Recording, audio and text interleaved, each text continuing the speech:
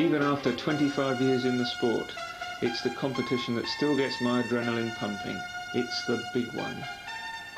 After winning it 6 times, I'd like to win it 7 times, and I should be there making sure that we do. For me, without a shadow of a doubt, it's the high spot of the sporting calendar year. There's no doubt in my mind the match to win is the British team finals.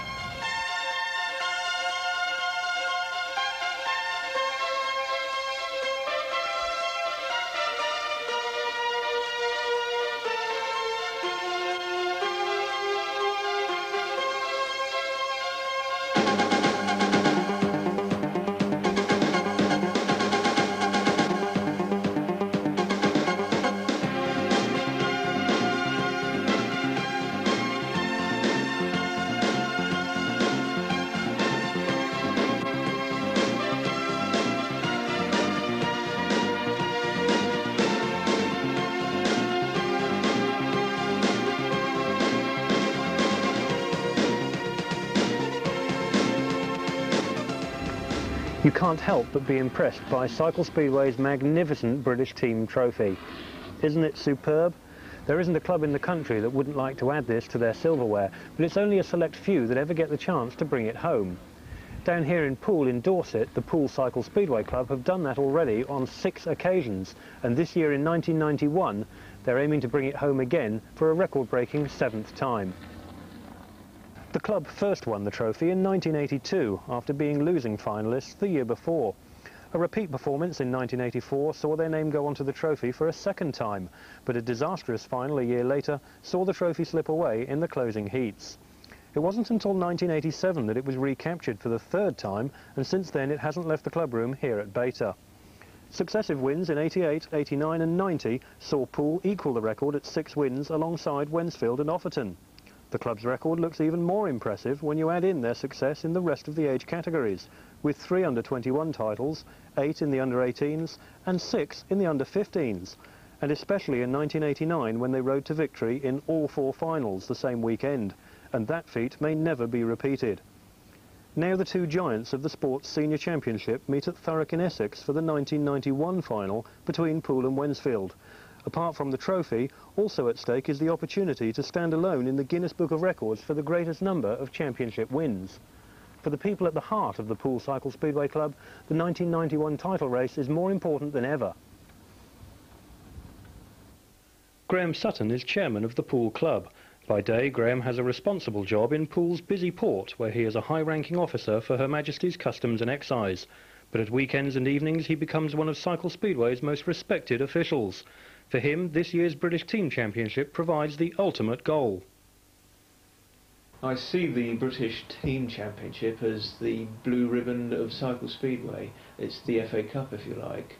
And although we are the holders of the competition and coming up to defend it, we in many ways share the trophy, if you look historically, because both Wednesfield and Offerton have amassed 6 wins each, along with Poole, since the competition was inaugurated back in the 1950s. So what we're aiming to do is to become the first club to pick up the magnificent 7 victories, and in so doing go into the Guinness Book of Records as the sole entry. That means a great deal to us. There can be no doubt that Poole are far and away one of the most successful clubs in the sport. A glance around the trophy cabinet will soon bear that out. But does this year's final become just one more trophy hunting opportunity? Clearly, Sutton doesn't think so. Well, I suppose with 23 victories in 27 finals, one could be forgiven for putting it down as just another final, but as far as I'm concerned, from a sentimental point of view, it would be very nice going back to Thurrock again and winning the trophy, because Thurrock was the venue for our first ever win in the senior competition. But from a more hard-nosed point of view, we do rely very much in keeping our name right up there at the top, and the way we promote the club is through our successful achievements on and off the track. It's a two-way thing, and in order for us to be in the forefront of our various promotional developments, we do depend upon the boys on the day pulling off a victory, and we're very much keeping our fingers crossed that that's what they're going to do. So if victory is to be achieved, how difficult is the task facing the team in the eyes of the chairman? One thing is for certain, the Wednesfield team that we're facing is probably their strongest lineup for many years, and I'm sure the lads are in for a battle. When it comes to the racing, I'm probably the worst spectator, but I'm quite confident that the team is in the hands of some very good coaches and team managers, and that in the lineup we'll have the best riders available to do the job. And when you look at some of the lads that won't actually be in the team, that their presence would be the envy of most other clubs in terms of top 8 position. So I'm quite certain that our track record speaks for itself, and when it comes to the day in question, the lads will give 100%. They always seem to raise their game just that little bit on the big occasion. I'll be looking forward, even though the nerves will be probably a little frayed on the day, that we'll be very much looking forward to the lads putting that extra bit of effort in and bringing the spoils home. Couple of minutes warm up and then we start. We want a good session tonight. Come on then, warm up, let's have ya. So when finals day arrives, the chairman will have to settle for a back seat. But whilst he watches from the grandstand, it will be his brother Colin Sutton, the club coach, who will be at the heart of the action. He, along with team manager Pete Barnes, will be in the pits at Thurrock to guide the riders through the match. Tonight is the last training session before Sunday's final. The team are assembled and it will be Colin Sutton's last chance to address them before the final itself. Uppermost in his mind will be his team selections, and it's tonight that he'll go public with those. Senior team in riding order will be Adam Barsley, Martin Hepworth, Martin Gale, Julian Hardy, Ade Gale, Pete Young, John Weston and Woodhouse. It wouldn't be a normal year if we didn't have team selection problems, and that's obviously good for the club, because we've got a lot of good riders competing for places. That means you're going to get a good team in the final itself. This year it's been slightly added because the semi-final lineup had a good performance, a good win against Ipswich at East London, but since then, in the last month or so, Martin Gale has recovered his enthusiasm for the sport after somewhat of a kick in the teeth from the Cycle Speedway establishment last year. That's obviously good for the club and the sport, and so he's been added to the squad, and that's really just made it that little bit harder. But when it comes to finals, we've always picked the best team on the day from those that are available, and that's what we've done this year, bearing in mind the opposition, the track, etc. And I'm hopeful that we'll come off with a win. Well, obviously tonight is very important. It's the last training session. What's the programme for tonight?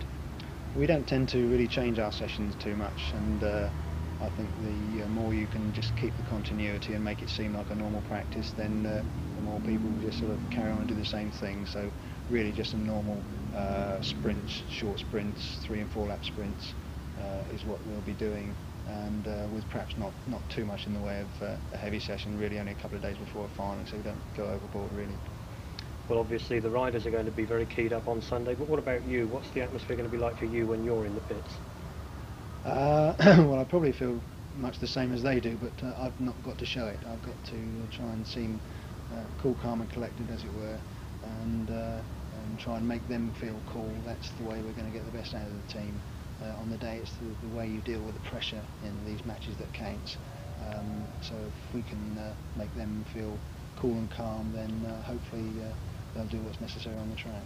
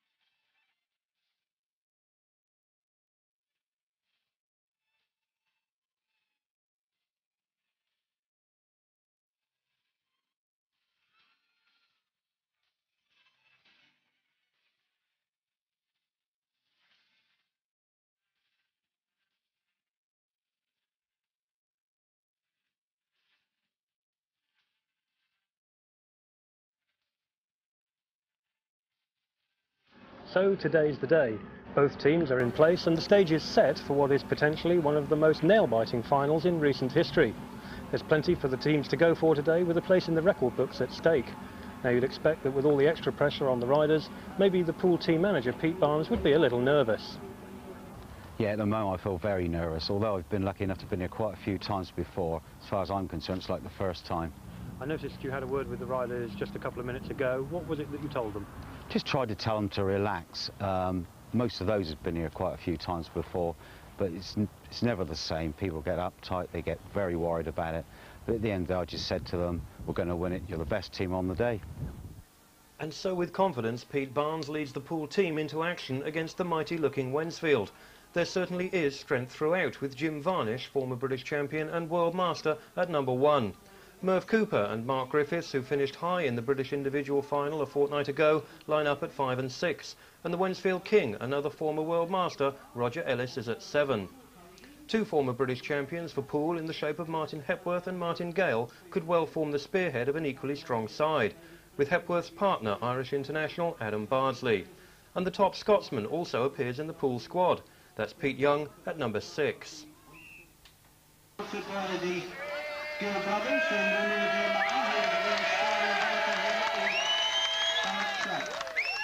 2 captains, Ade Gale and Jim Varnish, meet to spin the coin for grid positions.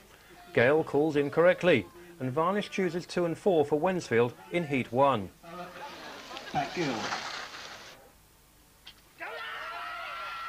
The match gets off to an even start when Adam Bardsley collects the checkered flag for Poole, whilst Jim Varnish and Kevin Marson finish ahead of Martin Hepworth. And with the scores at 5 each, they come to the tapes for Heat 2.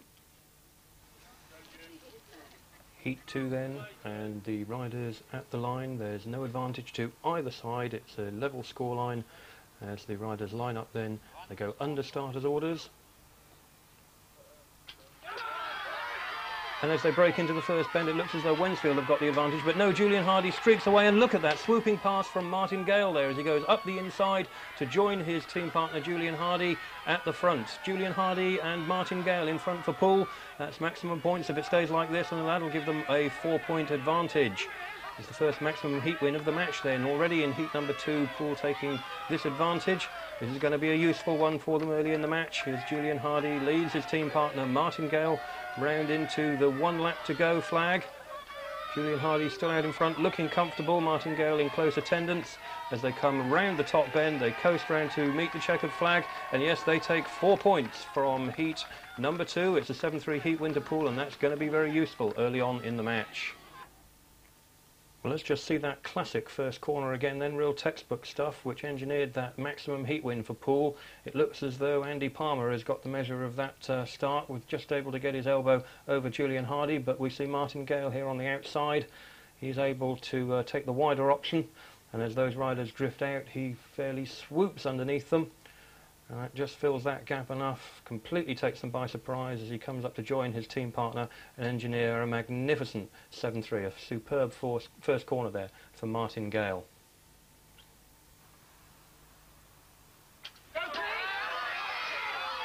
Well, in Heat 3, Poole collected another 2 points when Pete Young was first over the line, and Ade Gale headed home Merv Cooper for an important 3rd place.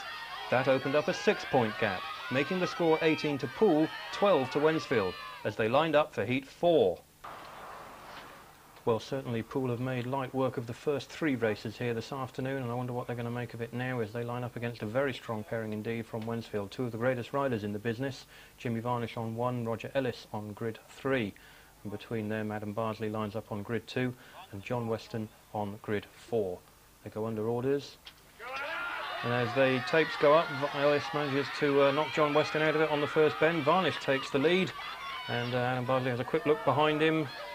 It's Varnish in front, and indeed John Weston goes down. He hits the deck, but he's straight up again, but that's going to put Bardsley under pressure. And look at that, Roger Ellis is just able, without any cover there, to go straight through and join his partner Jimmy Varnish up in front. This is good for Wednesfield, and it's going to put them straight back in the match. Jimmy Varnish leads it ahead of his partner Roger Ellis for maximum points. Adam Bardsley desperately trying to get back on terms with this pairing, but I can tell you, you're not going to get much change out of these two when they're riding in Wednesfield colours in the British Team Championship final. Roger Ellis then up to the last bend to collect the checkered flag ahead of his team partner. Barsley gives one last effort, but it's no good, and they take the 4 points. A maximum heat win to Wednesfield puts them back within 2 points of their rivals, and the scoreline now 21 to Poole 19 for Wednesfield. The next 2 races were drawn, keeping the margin the same, but a dramatic change occurred in Heat 8. Wednesfield snatched the lead with a 7-3 maximum heat win courtesy of Palmer and Guest. Now the scoreline was 39 to Poole, with Wednesfield 2 up on 41, and with 1 race to go before the interval. 41 points now is Wednesfield selling, 39 is Poole. We're coming to the one before the interval. Poole in trouble then as they go into the race before the interval, heat number 9. And as they line up 2 points down, it's John Weston on grid number 1. Next to him, a winner in his last outing, part of that magnificent 7-3 for Wednesfield, is Merv Cooper. Martin Gale, so far the best for Poole, lines up on grid number 3. And another winner last time out is Roger Ellis on grid 4. As they make the break, it's John Weston this time who leads it for Poole. He gets ahead of the field, and Martin Gale left sandwiched in between the 2 Wednesfield riders. He's doing the work at the back to cover John Weston, who's well out in front there. This is an important one for Gale, because if this stays as a 6-4, it's going to even the scoreline, and he's doing a sterling job keeping Roger Ellis at bay there. A little dab on the track as he comes around the top bend, but he's only interested in that man at the back, Roger Ellis. If he can keep him behind him, that 3rd place will secure the 6-4 heat win needed to even the scores. Still John Weston, very comfortable lead out in front. He's unworried by these riders. Martin Gale managing to pick up and just have a little look there at Cooper, but he's not going to risk it. And as they go over the line, it's a 6-4 heat win to Poole. That evens the scoreline then, with John Weston out in front, and a 3rd place, an important 3rd place there from Martin Gale. So it's all square at the interval. Both sides have displayed determination in this classic battle between Britain's top 2 clubs. And whilst the track gained the attention of the ever-attentive track staff, the riders took a well-earned breather.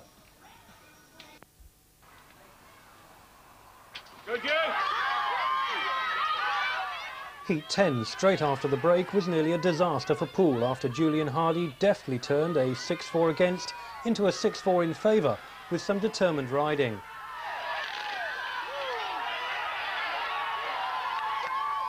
But alas, just 1 lap later in the same place, fate stepped in and dealt a blow to Poole when Hardy slipped on the newly watered track, bringing down his partner in the process.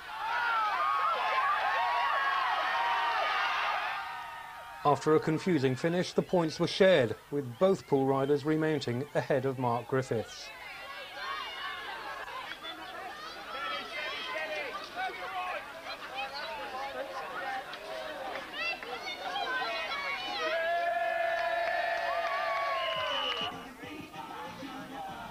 A 6-4 in Heat 11 from the aces Guest and Palmer put Wednesfield back in the driving seat, but by far the most dramatic heat was still to come, Heat 12. Riders back at the line for the restart of Heat 12 for the 2nd time of asking. Poole very much under pressure here, 2 points down, and a very strong looking race in prospect with Jim Varnish and Kevin Marson for Wednesfield, and on the Poole side it's Martin Gale and Julian Hardy.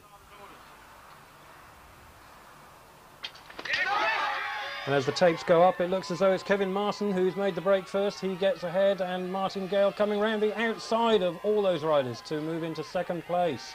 A slip of the pedals from Martin Gale, but it doesn't make any difference. He's still in 2nd place, and he manages to hold that position just ahead of Julian Hardy. Julian Hardy covering the ever-challenging Jimmy Varnish at the back there. Jimmy Varnish trying to find a way past Julian Hardy. Julian Hardy providing excellent cover, and that allows Gale the chance to have a go at the leader up in front there in the shape of Kevin Marson. Another try from Jim Varnish, fails, but he's trying to find any way he can past Hardy.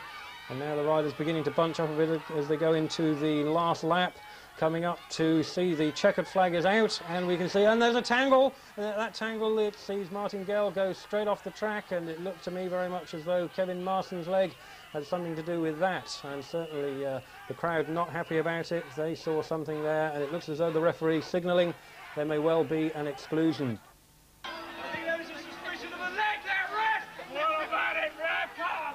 Well, meanwhile, we can have another look at that incident as they go into the last bend. And approaching the checkered flag, Marson quite clearly sees Gale coming up the inside, no doubt about that. And with a swift sweep of the leg, that's all it takes to put Martin Gale off, and that's quite definitely the end of Martin Gale.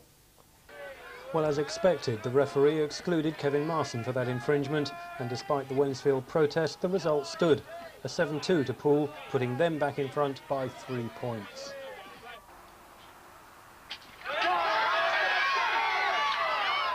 Wednesfield hit back in the very next race with a maximum heat win from Cooper and Griffiths, giving them the lead again by just 1 point. 2 more shared heats take us up to heat 16, and a scoreline of Poole 74, Wednesfield 75. Just 3 races to go then as they settle down for heat 16. 1 point between the two sides, with Wednesfield holding the advantage, and as they line up for this one, it's Bardsley and Julian Hardy for Poole, and for Wednesfield, Kevin Marson and Merv Cooper. And as they hit the first bend, Merv Cooper makes the break on the inside ahead of Julian Hardy, and they split up there with Kevin Marson at the back holding out Adam Bardsley. And that's the way it stays. There's a gap now between the two pairings. 2 races for the price of 1 now as they go up the back straight. And all the action appears to be at the back here, with Adam Bardsley trying desperately to find a way past Kevin Marson and get into that 3rd place to preserve that 1 point deficit. And certainly there doesn't seem to be a way as they enter into the last lap. Still Bardsley trying in vain to get past Marson. And if they stay like this, that's going to put Wednesfield 3 in front. Coming up then to the checkered flag, and indeed it is Merv Cooper who takes the checkered flag ahead of Julian Hardy, and that 3rd place from Kevin Marson makes sure that Poole now go behind by 3 points. The scoreline 81 to Wednesfield, but 78 to Poole. Well, hush falls around the Thurrock Stadium for the penultimate race, heat number 17. And as they line up, the key players could well be Martin Gale, and on the outside of him, on grid 4, Jimmy Varnish, although Pete Young for Poole on the inside has already scored 12 points from his first 4 outings. Certainly a critical and key race. Maybe Wednesfield would settle for a draw to give them an opportunity of something in the last one. And as they go out, it looks as though the 2 Poole riders have made the break. That gamble of putting Varnish on the outside doesn't look to have worked. He's trying desperately to split those 2 riders up, but he's not going to do it because it looks as though Martin Gale is getting away. Pete Young providing the cover there, and Varnish really trying everything he knows to get past Pete Young. Martin Gale and Pete Young then leading for Poole, a maximum heat win. This is going to put them back in front, and Varnish goes down. Varnish goes down in his efforts to get past, and it looks as though it's going to be an easy coast up to the finish because they're going into the last lap now with Martin Gale a comfortable lead. Pete Young following behind. He's getting a bit of pressure now from Alan Guest, but it's not going to be soon enough because as they go over the line, Martin Gale and Pete Young secure a maximum heat win for Poole, and that puts them 1 point ahead, and there's just 1 race remaining. I know. 1 race to go. Andy Palmer, Mark Griffiths, Martin Hepworth and Ade Gale.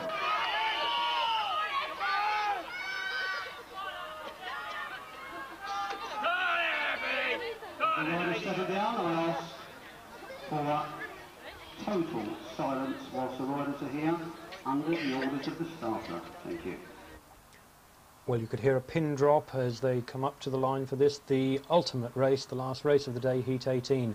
Poole have managed to claw their way back to just 1 point ahead of Wednesfield, and as they line up, it's Mark Griffiths and Andy Palmer for Wednesfield, and for Poole, it's Martin Hepworth and Ade Gale. As they go into the first corner, Mark Griffiths makes the early lead. He's ahead of Martin Hepworth. But look at that from Ade Gale as he comes right round the outside. That's exactly what Poole want to see. Ade Gale's moved into 2nd place. That's going to do it for Poole. A shared race. It doesn't matter about Mark Griffiths out in front. Ade Gale and Martin Hepworth are going to hold those positions. And if they hold that, that's enough. That's going to do it for Poole. A shared race in heat number 18 after an incredible seesaw match is going to be enough to secure the 1991 British team title for Poole, unless something serious goes wrong as they come round to pick up the checkered flag. They're going to do it as Mark Griffiths goes across the line, but look at that as Ade Gale and Martin Hepworth secure it, and I wonder what kind of a reception they're going to get back at the pits.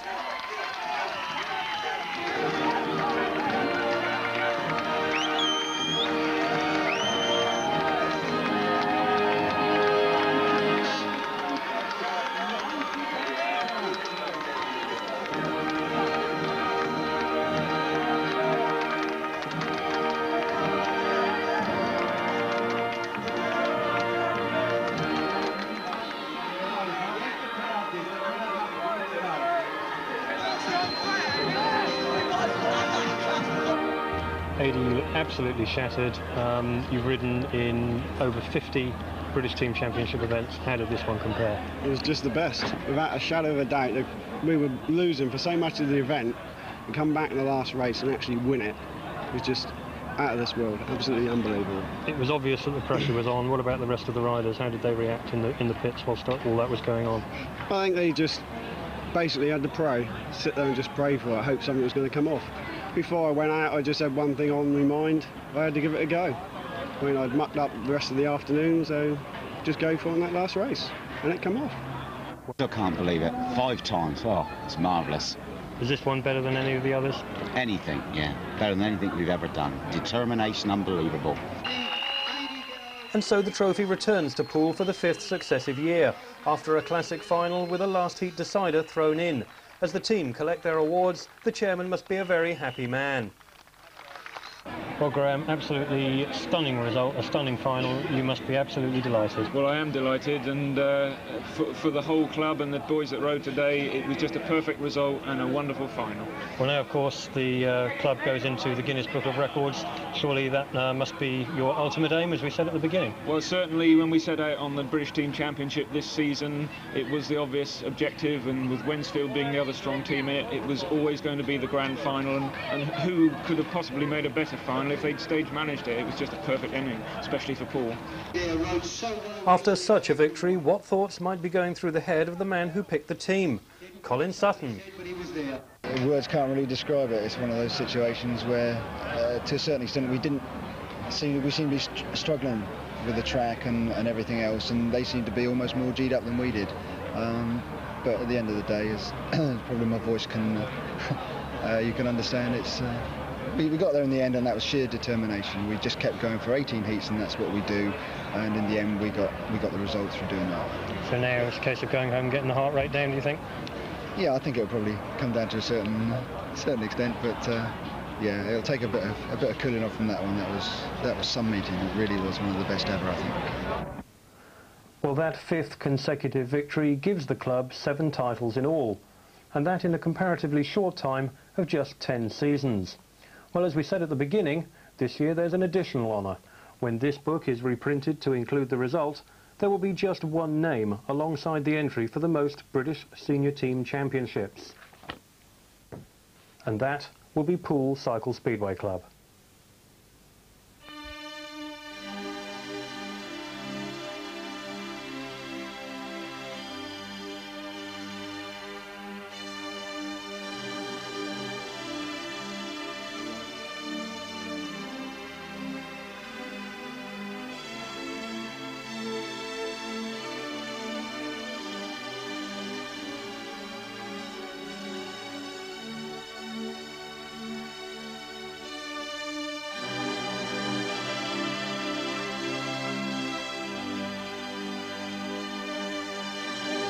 Absolutely magic. There's no other trophy to win in this sport than the one we've just won.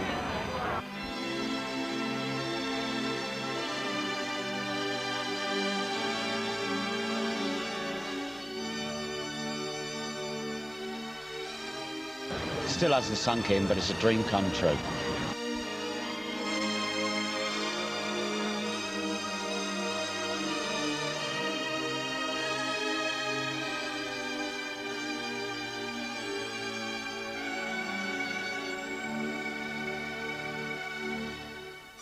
Well, I think, that's got to be one of the best ever, and we've been in some great finals, but the feeling is absolutely unbelievable, I have to say.